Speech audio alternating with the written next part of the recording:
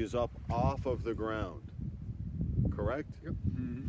That's what's called the bounce. If I measured that space that's underneath, that goes underneath the club here, that's not touching the ground, that space would be at 6 degrees.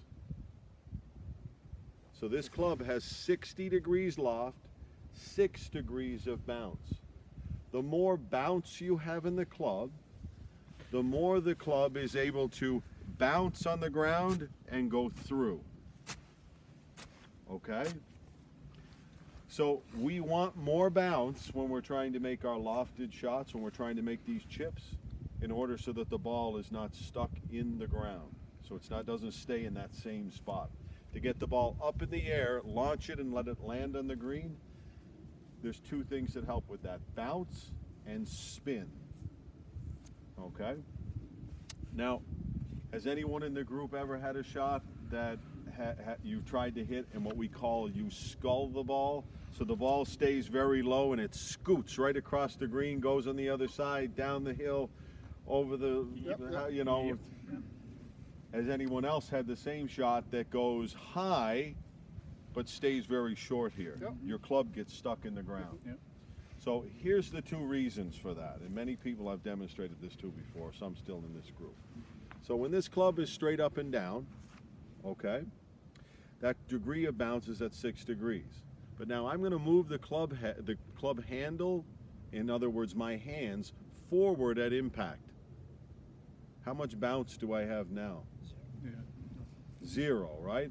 That's when you get that shot where the club digs into the ground and you're not sure why the club dug into the ground and I left the ball right here and the green is now over there, and I have basically, you've ever said, well, wow, now I just wasted a shot and I have the same shot over again that I just screwed up the first time.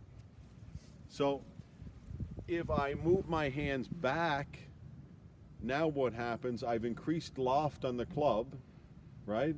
Yep. And I now have increased the bounce to the point where I'm hitting underneath the bottom of the club. I'm not hitting on the face anymore. And that's how you get that shot when the hands are back, that the ball skulls across the green. Very simply, guys, if we are trying to make a shot, and I just stand over here and stand close, and I'm just going to try and put this ball over here. What we want to do when we make this shot is to have the club face square to the target. This is a 60-degree wedge, and what I want to do is I want to stand square and I want to make my hands return square to that ball, not forward, not back. And if I do that, just by having a regular swing, it should give me the result every single time that I'm looking for.